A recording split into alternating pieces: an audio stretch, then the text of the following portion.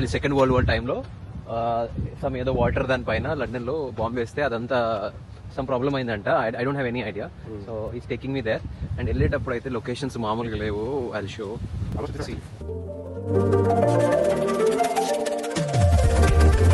Okay yeah ఇప్పుడు అక్కడికి వెళ్ళిపోవటమే మనం.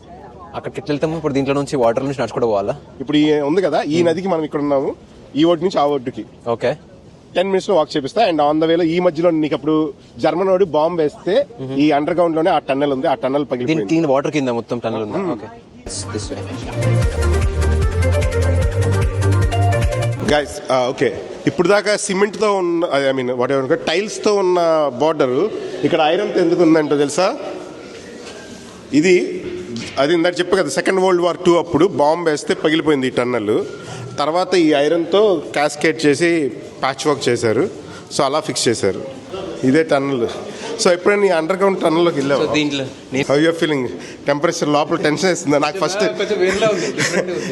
అంటే ఫస్ట్ టైం అయితే నాకు అమ్మో ఏంటి ఇప్పుడు సినిమాల్లో చూస్తారు సో ఒక్కసారిగా అన్న పగిలిపోతే ఏంటి అన్న. అండ్ గైస్ మనోడికి ఫైనల్గా వరల్డ్ వార్ 2లో పేలిపోయిన వాకింగ్ టనల్ అన్ని చూపించాయి. అండర్ గ్రౌండ్ వాటర్లో ఉంటుంది. గ్రీనిష్ మెరిడియన్ టైం వ్లాగ్ చేస్తాము. ఇలాగే మీకు డిఫరెంట్ లండన్ వ్లాగ్స్ కావాలంటే do follow Shiv's world and hey Gautam. Yeah